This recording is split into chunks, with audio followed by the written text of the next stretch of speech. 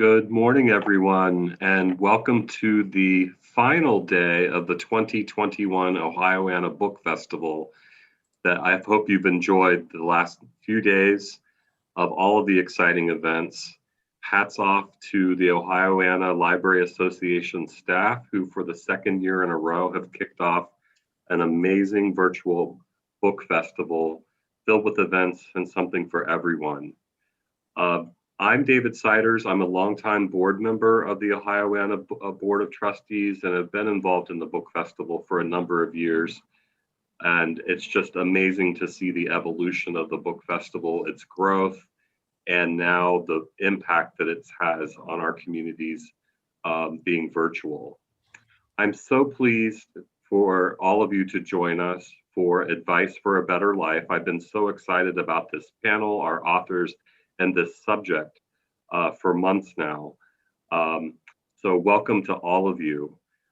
We'd like to thank our festival sponsors and partners whom you just saw in the slideshow. Thanks to them for their support. And thank you to our official bookseller, the Book Loft of German Village. You can get copies of all the books featured at the festival by going online to bookloft.com. I'm so pleased to welcome our authors today, Nita Sweeney, Talzoya, and Craig Chavis Jr.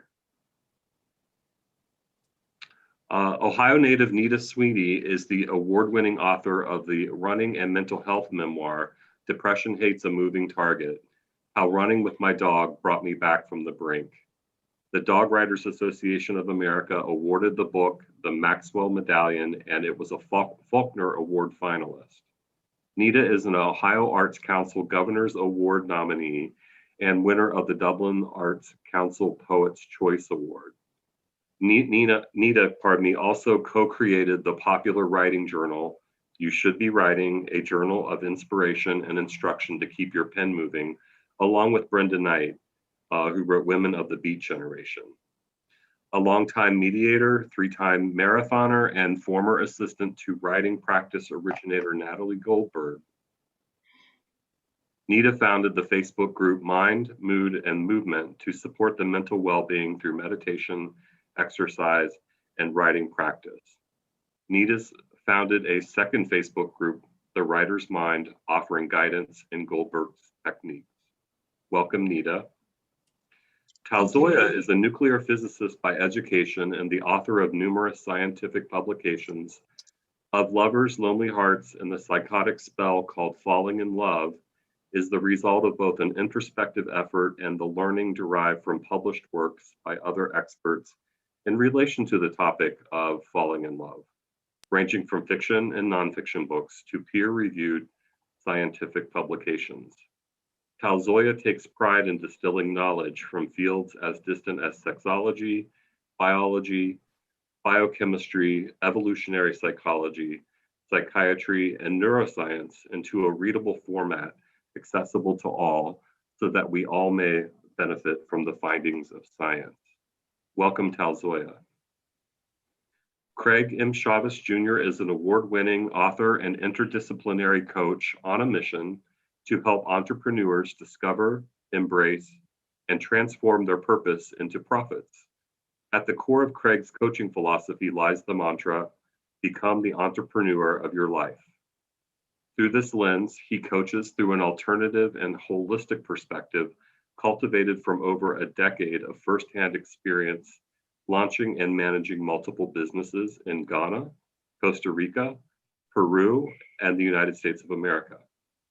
He is a serial entrepreneur, a returned Peace Corps volunteer, a former Division I collegiate athlete, and received his BSBA from Samford University and MBA from the University of Tampa. Craig is also a superfoodie, world traveler, lifelong learner, and currently resides in Columbus, Ohio. Welcome all.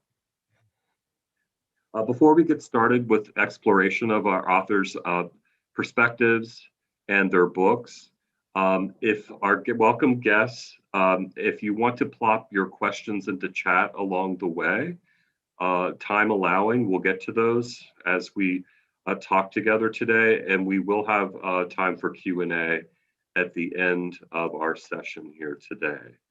So without further ado, let's get started. Each of you have a fascinating background, as we've just heard. Let's talk a little bit more about your backgrounds and lived experiences and what led to your literary endeavors. Talzoya, would you like to start?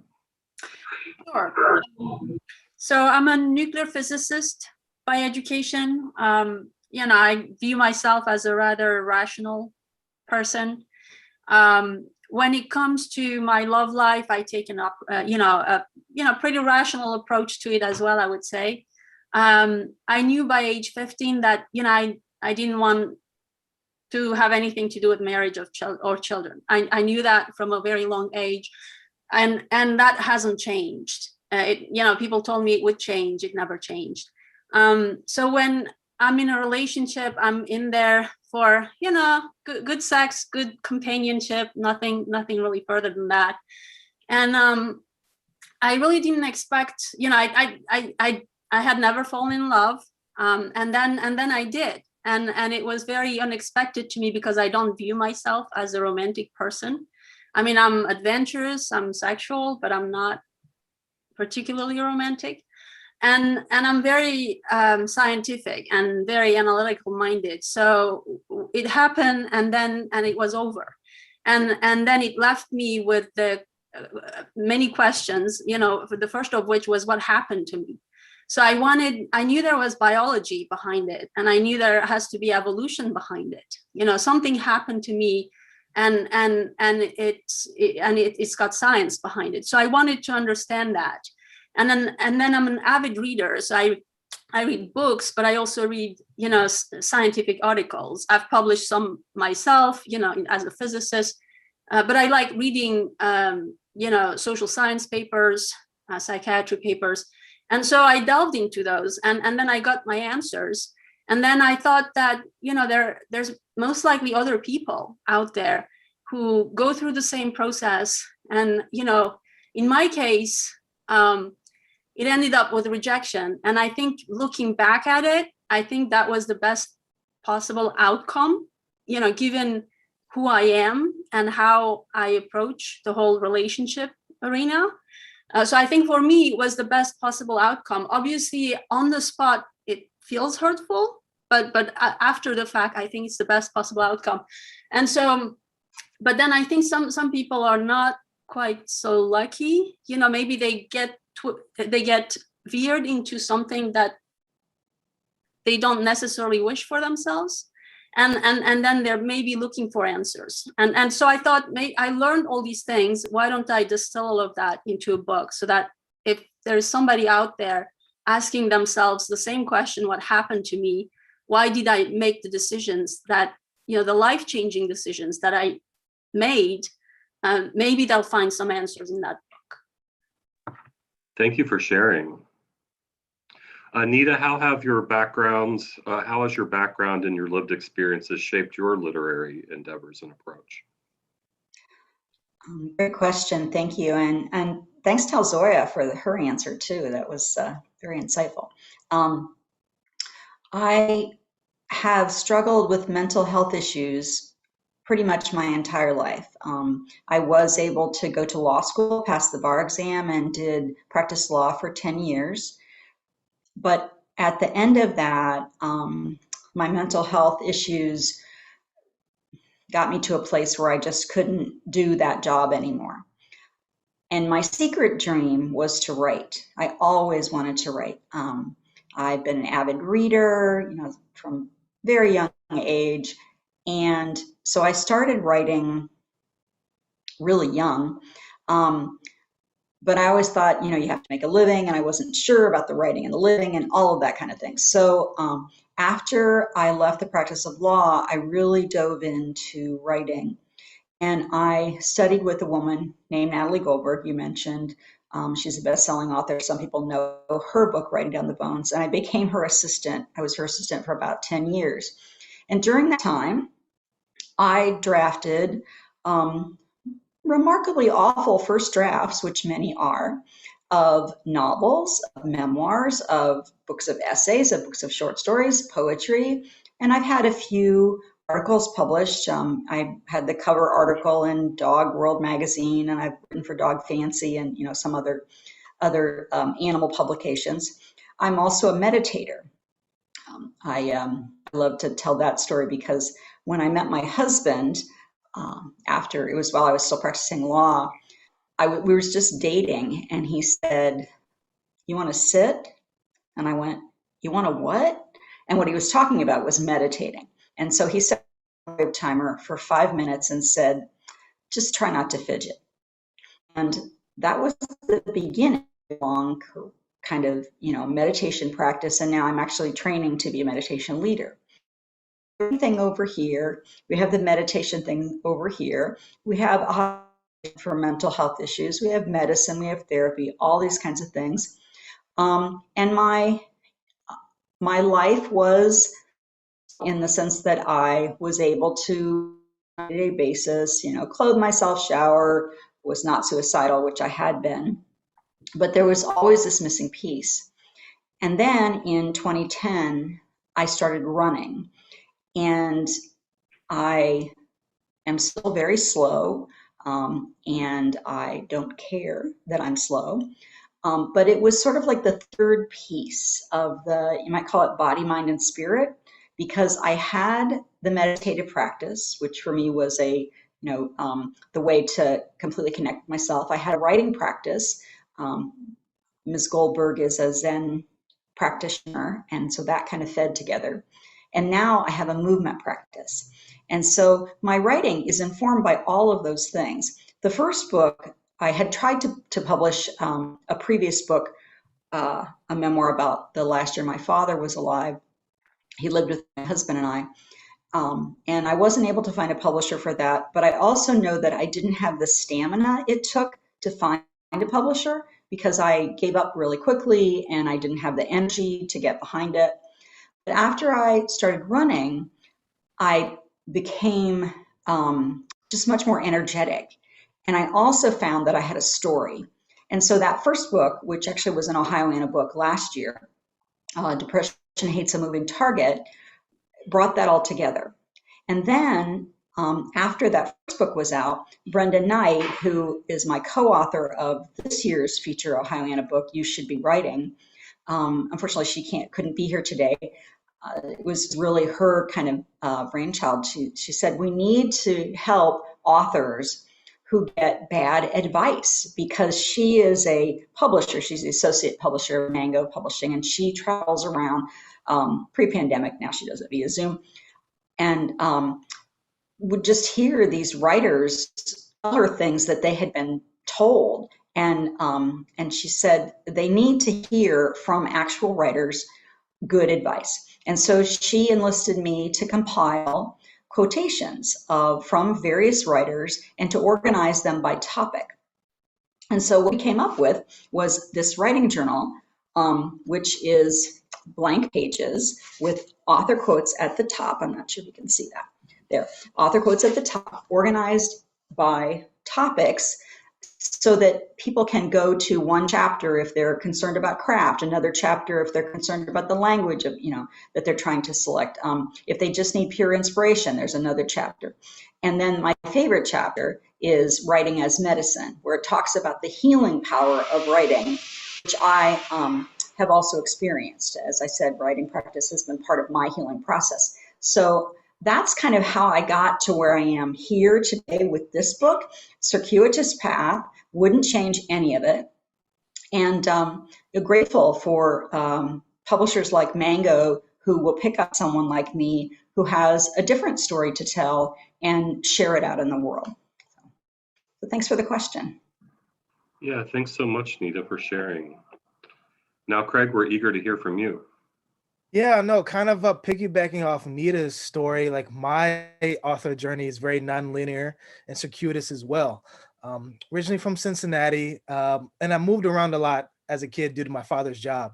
And one of my biggest struggles in my youth was actually reading and speaking. Naturally dyslexic, and I had a severe stuttering impediment. but that never prevented me from, getting involved in school activities. But really, what really kept me grounded was athletics. I was good enough to get a Division I football scholarship that took me from Ohio down to Alabama, and my whole identity was wrapped in sports. But unfortunately, my sophomore year, I suffered a neck injury and I lost my identity. I lost who I was, or at least who I thought who I was. And so what prevented me from dropping out was my Spanish professor, who convinced me to study abroad in Costa Rica. And she's like, don't drop out, study abroad, it'll clear your mind and you might come back a different person. Well, little did I know how profound that experience in Costa Rica was, experiencing La Pura Vida, and how it really exposed me to a different language, a different culture, and a different way of thinking. And so after that experience, I got addicted to travel. I studied abroad in Spain for 6 months, and it really locked me onto this trajectory of international business. So Alabama wasn't the place for me. It had very limited growth opportunities. So I moved on to Florida and knocked out my MBA in less than a year. And as I was finishing up my MBA, I was interviewing at these big tech companies, but I didn't see myself sitting and working in a cubicle coding all day. Like, I'm entrepreneurial, I'm very cultured. That just wasn't going to happen. And so I didn't get a job offer. But what happened was that I got an invitation to serve in the Peace Corps. And so that took me from Florida down to Peru. And when I got to Peru, I had this vision of being an international business person. I just didn't know how that would happen. Long story short, I was teaching youth entrepreneurship. And on the side, my co-professor was a distiller, and he taught me how to distill. And I actually was selling my liqueurs that I was making to the clients that I was coaching. And after the Peace Corps, I immigrated back to Peru and opened one of the country's first branded craft distilleries. Super successful venture, but unfortunately I had to liquidate my company because I signed a contract with an owner who didn't own the property. And so that was my second attempt with failure, but I realized that fail was just the first attempt in learning. And so after that experience, I hopped on a couple of other startups. I started coaching and consulting, but I later moved back to Ohio in 2019 after my grandmother passed away, and I was lost. But I was sharing the same story that I'm sharing with you now, and I actually ran into a publisher, and he told me I had a book inside of me. And I was like, nah, dude, you're lying. I'm nobody. I'm just this guy that's traveled and started some businesses.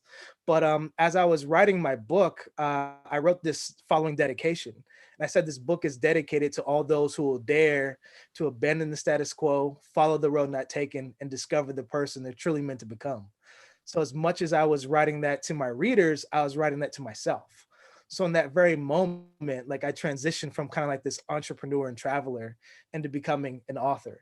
And so that's how I became an author. It was just through life experience and serendipity. But I'm so thankful for that experience and that, interaction with the publisher who saw something in me that I didn't see. Thanks so much for sharing, Craig, and all three of you for such inspiring backgrounds and life experiences. Now, I'll have a question about the impact of the pandemic coming up ahead. But for now, how do you nurture your creative process, especially while maintaining your careers and your busy lives that you've shared about? Nita, can we start with you? Sure. Thank you for the question. I think the three things I talked about are really the way that I do that. First off, let me say I'm really, really grateful to be married to a man who has stood by me. I want to mention, shout out to Ed Sweeney, the 100% good husband. He has his own hashtag. He's so good. So I'm very, very grateful for that. Other than that, I have my meditation practice, and that process of learning to be with my emotions and not letting them completely derail me by sitting with them, starting just with your itching nose and working your way up to full scale panic, all those emotions in between. So that meditative practice is very, very helpful. The writing practice is another way to do a very similar thing, by timed writing, where you just write whatever comes to mind, sometimes directed on a topic, other times just letting it flow. And so what happens to me with that is I reconnect with myself, and I realize that there really isn't anything that I can't put on the page, and there's also nothing that can completely derail me, because we've had, the first book talks about the year of, I call it the year when everyone died. I had 7 loved ones and someone else's cat, but a cat I loved, all died in the same year. And meditation and writing practice really helped me through that. And then in the running, just the act of saying, I'm going to go run 3 miles, and actually running 3 miles. And then I also have, I like to have a chart. I like to have a race that I'm training for. And I have the schedule of, the training schedule. I actually print that out and tape it on the end of my bookcase. And then after each run, I come back and I make a little check mark. And maybe Talzoya can tell us this, but I've been told that's a dopamine hit. Make that check mark. And so I'll take it. I'll take that dopamine hit. And then the running itself creates endocannabinoids. We talk about endorphins, but the research I've done has said it's actually very similar to medical marijuana, that same kind of thing. They talk about the runner's high. So that, and then the community in all 3 of those places, the community of meditators, the community of people who do writing practice, and also writers, and then within the runners. So all of that is I call it my mental health or my wellness toolkit, because I never know which tool I'm going to need on any given day, but I have a bunch of them that I can pull out. So that's what it's taken to kind of keep me on the planet, and to be able to then go to the page and write something that someone else wants to hear. Because if I'm clouding stuff, it's really hard to write something that just makes sense, especially something that's going to connect to a reader. Inspiring. Thanks for sharing, Nita. Talzoya, how do you nurture your creative process while balancing and maintaining your career? So I have a very busy career. I travel a lot. I drive a lot for my in my career, and I talk to a lot of people, and so I have a lot of meetings. But what I have in between meetings is some free time. And so, I might have half an hour between 2 meetings. And what I do is I always have a book with me. So I always carry a book with me. And, when I've decided on a topic, for instance, in the case of the book that I just published, Falling in Love, I have something about that topic that I'm reading. And I take notes, I take notes about, good ideas I got from the book, maybe the thoughts that were inspired. And I do that, for a long time, until I know that I've read enough, that I've collected enough information, enough thoughts. And I have, kind of a good structure type of for my book. And during the year, I have 2 time periods where I am less busy than at other times. And so that happens to be late July, early August. I have maybe a month and a half. And then during the winter holidays, I have maybe a few weeks of a real free time. And that's when I write. So that's, I wrote my first drafts I started in July. I kind of went through 60-70% of it through the end of August, and I finished it off during the winter holidays, and then the second and third draft and so forth. But that's kind of how I go about it. I always read, and then I read also during the weekends whenever I have a free time, and then when I don't read, then I write. So that's my process. Thanks for sharing. And Craig, how do you nurture your creative process while maintaining your busy life and career? Well, this all goes back to my core life and business philosophy that everyone should become the entrepreneurs of their lives. And as I defined in my book, an entrepreneur is someone who takes a calculated risk to create something out of nothing and share it with the world. So that thing that you create could be a business, process, product, or service, but it should really be the life that you live. And so the ironic thing about the name of my business is Creative Craig. And so I never really believed in this whole concept of work-life balance, because naturally what I do as an entrepreneur and author is imbalance. Like, I only average 4 hours of sleep a day. Like, I'm working a lot more than I'm resting, but that's just who I am. And so I've really come to embody this whole concept of work-life integration. It's not that like I'm a Clark Kent during the day and then Superman at night. It's like I'm creative Craig all day, every day. So like my whole creative process is really integrated into like my holistic lifestyle. So I'm constantly writing and journaling all the time. My whole business is really a gigantic creative agency. So everything I do is creative. And so like I really live and breathe and embody this whole concept of creativity. And it's just who I really am and what I really embody. So that's how I really manage my creative process. Wow, this is also enlightening. Thanks to all three of you for really inspiring approaches. The pandemic has affected our collective well-being as a society and our individual well-being. Depression, self-doubt, and lonely isolation have at times been, we've all been at risk. On the other hand, we've seen some light and some benefits from the pandemic. So as authors, what new or different approaches do you foresee in your writing or thinking, having experienced the pandemic? Craig, let's go back to you. So to me, it's like I always see opportunities and problems. That's just like the entrepreneur in my mind, is like this whole solution oriented mindset. But for me, like the whole pandemic has really given me more time to be by myself. One of the things I really believe in is that time is gold and money is silver. It's like you can always make money, but you can never get the time back. And I think the pandemic has really caused all of us to really slow down, and it's given us the opportunity to spend more time like with ourselves, with our family, with our animals, with our loved ones, to really do this uncomfortable, deep inner work that we don't have time to do because we're so busy. You know, the American society is about really like working to live. And I mean, living to work instead of working to live. And so I've just really slowed down. I've really analyzed myself. I figured out who I want to be and who I don't want to be. And I just move on from there. So like, I think just having more time to really focus has been like the biggest blessing for me in my author and business journey. Really great to hear. Talzoya, the impact of the pandemic on your work and life? Well, if it has done anything, I think it's to my day job. You know, I'm not able to drive. I'm not able to meet people. And in my, line of work, it's all face to face, and that how it works best. I think that it has hindered that. But I honestly would not have been able to publish last summer if I had to maintain the schedule that I normally have. I thought it would take me an extra year. So I thought that I wouldn't be able to publish until the summer of 2021.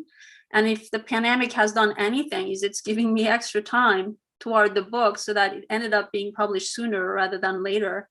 But beyond that, I think, unfortunately, there's a category of people who are, seriously concerned by it because of genetics or because of conditions or because of age. But personally, I don't think I'm at risk. So I've been traveling. I go out to restaurants all the time. I've had my vaccinations, by the way. I'm all done. But like I said, for me, I think it's been kind of an impediment for my main job, but it's at the same time enabled me to go faster on my book. So that's the impact for me. That's refreshing news. Yeah, good to hear. And Nita, we're eager to hear from you. Yes, I really have enjoyed listening to the other perspectives on the pandemic. Our perspective, and I say our because it was my husband and I's perspective, was a little bit different because I was on book tour in February and in California. And while we were in a hotel, my husband had a heart attack. And we didn't know he had a heart attack at the time. So we flew home the next day. We knew he was very sick and took him to the ER. And then so from the middle of February until pretty much the end of May, we were really, really focused on his health. He's doing great. I'm very happy to say that Ross Heart Hospital took really good care of him at the Ohio State University. But it was a different perspective. It was almost as if we kind of up in June and went, oh, goodness, we can't go anywhere. I mean, it wasn't like we weren't aware of the pandemic, but we were so hyper-focused on his health that that it was just I keep saying we're about 4 months behind everyone else in terms of emotions. So in that way, we were just focused on something completely different, and we would have been focused on that regardless.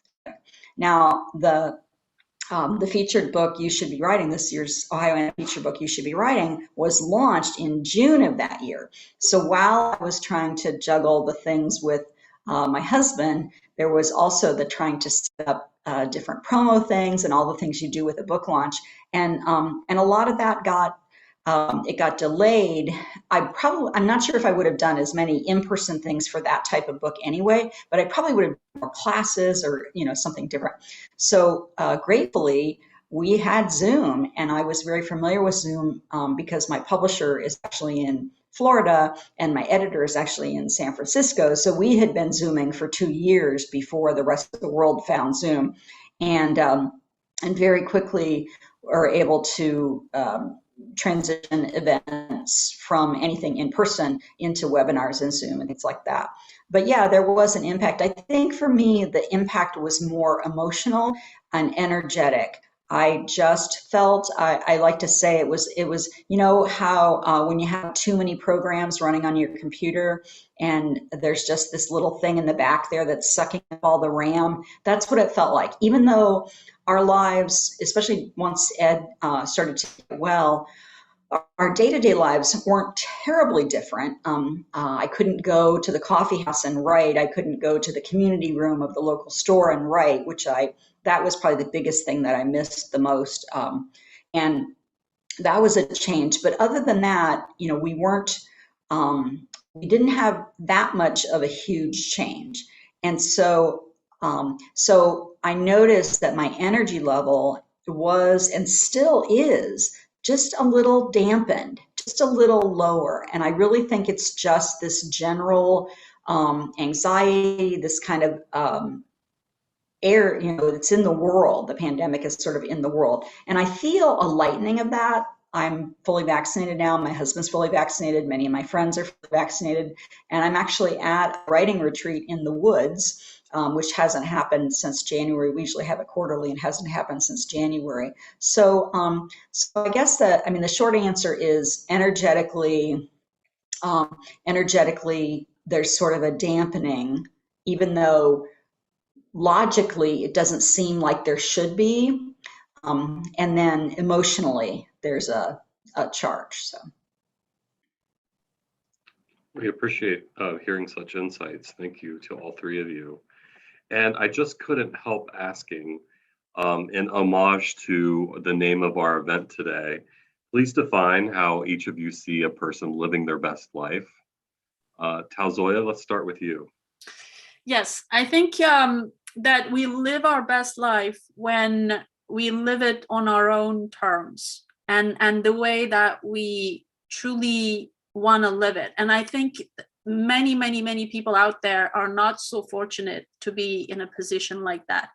I think it requires independence. But what I mean by independence, it's not just financial independence, although that, that's a prerequisite. You have to be able to stand on your own legs, right? But also independence of thought. So I think, unfortunately, many people, even those who are very, very educated, it's easy to memorize something, but it's not so easy to look at cause and effect, and it's not so easy to develop your own line of thought. And then it takes time, I think, to put ourselves through enough challenges in life that we get to know what our limits and our abilities are. And until you've done that, I don't think you truly know yourself.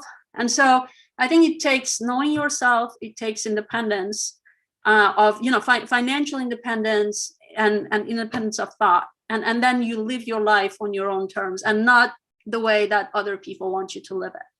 And so I think not everyone is so fortunate to be able to do that. Thank you. Craig, how do you define living a best life? It's like Talzoya was like in my brain, like thinking and saying exactly what I was thinking, because I completely, she took the words out of my mouth. Live life on your own terms. And then define your own reality. It's like, I don't think a lot of people have taken the time to really define their own reality and figure out who they truly are. Like, I think a lot of people think they know themselves, but they really don't know. And as Talzoya brilliantly said, it's like you have to go through those trials and tribulations of life to really figure out like what you're made of.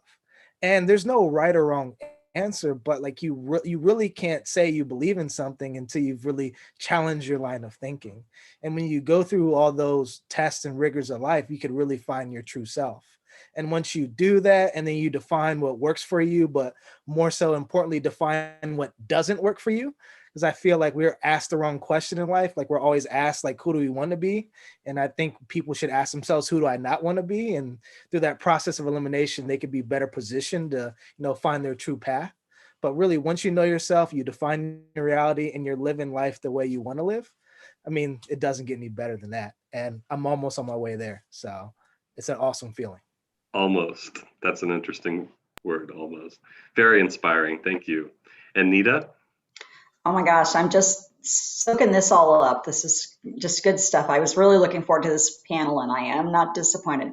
So I'm going to put an ebook in the chat that is kind of summarizes the answer to this question for me. I call it 3 Ways to Heal Your Mind. And again, it's the writing practice, meditation, and for me, it's running, but a movement form. But I think this idea that there's only one way to do something really got me stuck for many years. I thought I had to write a certain way. I thought, there was only certain types of exercises that really worked, or a movement practice. I thought that you had to meditate, sitting in the lotus position and da-da-da-da-da. And finding that there's just a whole rainbow of ways to do self-care and service to the world has really helped me. So for me, living my best life is bringing my genuine self, which I feel like I'm just echoing them, but bringing my genuine self out into the world, letting other people see it, and then decide for themselves, is that what they want to spend time with or not? And so if it's from me being very vulnerable in my first book about my mental health challenges, and some running challenges, my writing, all of that, being very vulnerable. And some people like that, some people don't. In my writing, I teach writing classes. In those classes, I have a way that I do it. I share that. There are plenty of other people who share their way. And people will find what they gravitate toward. Same thing with meditation. So I think that we do people a disservice when we try to be something we're not. And so whether you're the kind of person who needs to find, the perfect book on this to get to where you're going, or you're the kind of person that needs some other kind of physical practice, whatever that is, go with that and be with that. To me, that's kind of the whole. That's the message that's taken me a long time to learn, and I'm still learning. I like what Craig said about them. Almost there. So yeah. Thanks for sharing. And in just a moment, we'll dig in and ask for each of you to kind of explore the content and ideas in your new books. But first, we always like to ask our esteemed authors, what advice would you give to aspiring writers? Nita, let's go back to you. Do not give up. All right, I'm 59 years old. My first book was published when I was 57. To get that first published book, I pitched 100 agents, 137 publishers, and I entered 30 contests. So did I mention I'm a marathoner? I'm not sure I mentioned that I run 3 marathons. So book publishing, traditional book publishing, can be like a marathon. Don't miss out on contests. Don't miss out on, teaching. Everything's on Zoom now. You can study with, Stephen King, you can study with Anne Lamott. So get all that information. But bottom line is stay in there. Don't let someone spook you. If you've got an idea that you feel needs to get out in the world, don't let another spook you from getting, from getting that out there. Don't let them make you afraid. So keep in there. Hear, hear. Talzoya, what advice would you share for aspiring writers? So I think Nita gave some really great advice there. But, I think what people have to know is that, it's an interesting experience in the sense that, there's literally millions of books being published out there. And so your book is going to be one book in a sea of books. And I think that can be frustrating at some time, but I think it requires patience. And if that's something that you've always wanted to do, and I think I've been wanting to write books for a long, long time. I abandoned 2 projects, years ago, and then the third one came to fruition. So, I think don't give up. If that's something you want to do, then do it, but then know that there are challenges and it might take a long time, before you reap the benefits. I think you just have to hang in there and give yourself a shot. So thank you. And Craig? I'm gonna kind of give like a 1-2 punch, like a 1A and a 1B. The first piece of advice is to find your voice. Like there's so many people like copying and emulating other people just because like they're like the it writer or it's the it style. And like you lose your authenticity when you try to emulate somebody who you really aren't. So like I said, that deep inner work, it's super uncomfortable, but you have to really find your voice. And then like 1B is like write with the end goal in mind. This is just my business mind working. It's like, okay, when I start businesses, I think about the exit. Like, how am I going to sell this thing that I'm creating? Well, the same thing like with writing, it's like you're writing a product, like your book is a product, you're going to sell it. Like write with the end goal in mind, figure out what value people are going to get out of it, and then reverse engineer that to write your story. So that's the advice I'd give writers. Reverse engineering, fascinating. Now, what else would you like us to know about your new books? Craig, let's go back to you. Tell us more. Perfect. So I'm go the Nita style and kind of flash them a little. So it's like it's a 1-2 punch. So like there's one thing about like writing a book and there's one thing about reading a book. But for me, I really wanted to teach people. I wanted to provide them some business and life principles. And that's why the subtitle of my book is 33 Actionable Nuggets of Wisdom. Well, you really can't apply those lessons learned until like you actually do some work. So that's why I also wrote a workbook so I can get people to critically think, analyze, and apply the lessons learned that I taught them in the book that I wrote. So like really one of my big initiatives is really getting this curriculum, these books and workbooks into schools, because I believe that entrepreneurship and business is not being taught early enough to students in the high school or middle school level.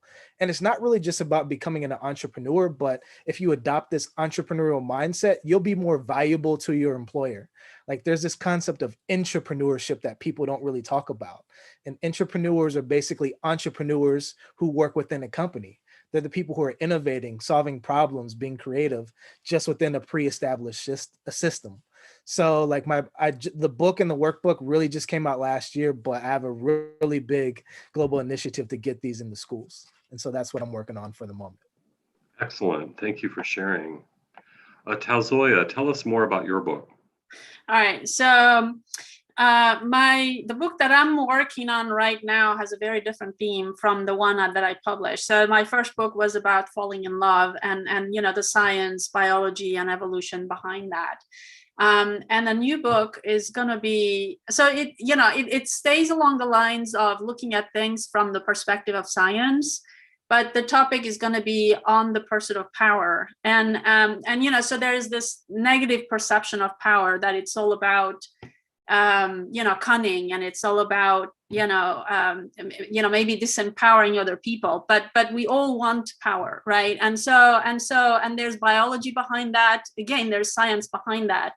And I take, so I guess that's the common theme, but between the two books is looking at two different topics from a scientific perspective and trying to look at, I guess, the brains of people who have come to enjoy power and whether those are different from, I guess, more ordinary people. And what are the traits and the characteristics of powerful people? So that's what I'm thinking and writing about right now. Fascinating, thank you. And Nita? So I have show and tell again. I have 2 books that I have published. So this was the first one, Depression Hates a Moving Target. This is a running and mental health memoir. That was last year's Ohioana book. And then this one is a writing journal. So it's meant to be used, to be written in, as I mentioned before. And I like the way we did it, again, co-authored with Brenda Knight, because we created these different sections so that you can go either from the beginning of the book all the way through and just use it as a regular journal, or you can go to a particular section that might interest you. One that I'm just looking at here is drawings from other works of art. So one of the ways you might enter a project is to go to a museum or listen to music. There's lots of ways that other forms of art inform all kinds of processes. And so we're just sort of giving you these little nuggets of information to help. And then along the way, the left-hand quotes are intended to be inspirational, and then the right-hand quotes are instructional. And there's a really fine line I found when I was trying to separate these quotes out between instructional and inspirational. So if you feel like you're needing a boost with your writing, look to the quote on the left. And if you feel like you need some direction, look to the quote on the right. So we have kind of both sides of the brain working there, or maybe the heart and the mind working there. And, it's a real simple book, but I think it's pretty effective. So that's what it is. That's what this book is right now. Another fascinating approach. I love the array of thought and approaches that all of you are sharing out today. It's just wonderful. I think we can move into Q&A from our guests today. And feel free to put questions or thoughts in chat. I don't know if we're able to unmute individuals to ask questions, but please start listing your questions in Q&A. We have about 10 minutes left. So as we watch for some questions coming in, tell us more about what's ahead for you. I know Talzoya, you touched on writing a new book. Are there any other new directions or thoughts on your books ahead for Talzoya?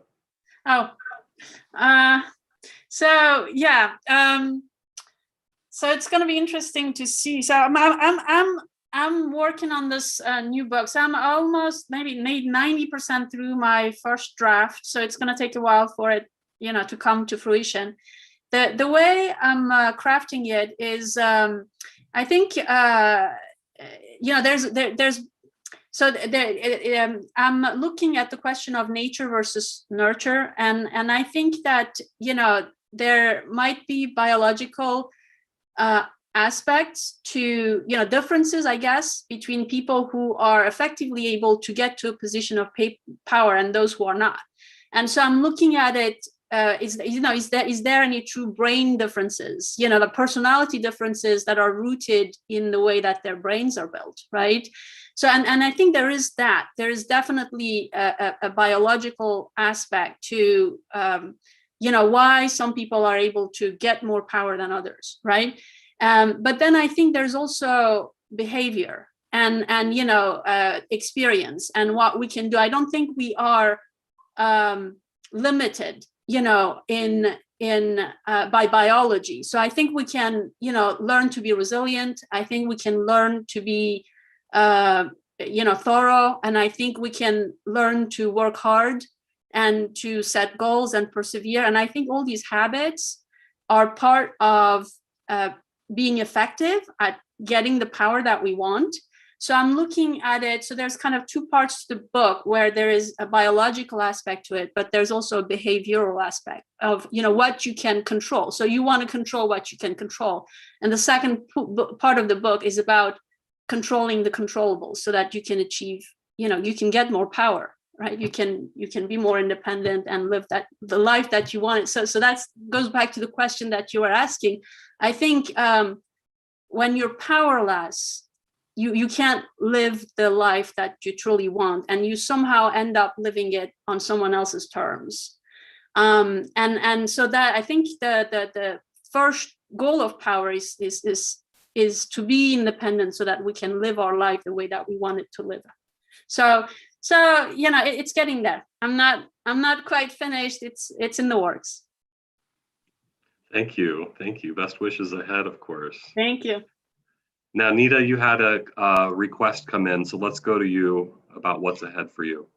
Okay, so let me back up a little bit because I'm not sure I gave a shout out. I'm the publisher of Right Now Columbus, and I see that my editor is actually on the chat too, Tammy Kamen-Meyer. And if you're in the Central Ohio area, so that's Franklin County and any of the contiguous counties, and also Chillicothe, please subscribe to our newsletter. I can put it in the chat. We publish a once-a-month newsletter of all the Central Ohio writing-related events. So the Ohioana Festival, for example, is in our newsletter. So that's another kind of facet of what I do. It's kind of a public service to writers in Central Ohio. Just wanted to make sure I shout out about that because I didn't mention it earlier. Oh, and Sherry says it's a great service. Yay, thank you. So as far as what's next, Tammy and I are kind of working on what Right Now Columbus is going to look like in the future. So stay tuned if you're in the Central Ohio area and you're interested in writing and reading, because we're still kind of working out the details of what that might look like in the future. I'm also hoping to write more about meditation, mindfulness specifically, being in the moment, and meditation practices, because those have been so important to me.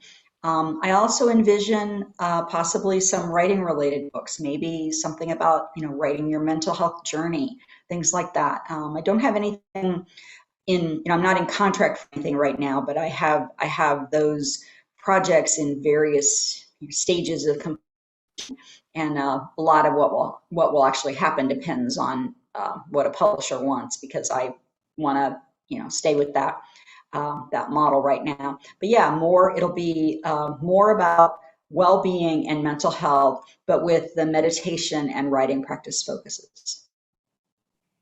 Excellent. And I'm going to put that link. I'm going to put that link to Right Now Columbus in the chat so that if anybody's interested, they can do that. Thank you. Great. Yeah, excellent. And great to hear about the community impact you're having as well.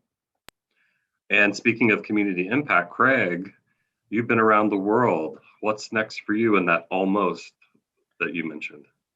Well, to me, I just see this as the beginning, because I took a different approach. I mean, for me, I literally built a business around the book. It's a part of my business. And so when I'm doing business strategy, business consulting, business coaching, a lot of things my individual entrepreneurial clients get are the book and the workbook, because it's really designed to help people develop that proactive business mindset, which is the ability to think and behave like an entrepreneur. So really about me, I'm just going out and spreading the gospel of, becoming the entrepreneur of your life and really growing my coaching and consulting practice, and just trying to make this world a better place by helping people to find their true self. So that's what I'm working on right now. I just can't speak highly enough of the outcome of this panel and all of these ideas, the innovation, the human-centered design that you're all featuring, on how we can enhance our well-being and find our authentic self, as we've been talking about, in terms of living our best lives. Any other questions coming in? I see one in the Q&A. Can you see that one from Sherry? Oh, yes, thank you. For all three, thank you, Sherry. For all three, as you work towards living your best lives, have you found times you realized when you were sabotaging yourselves? If so, what helped you nip that sabotage in the bud?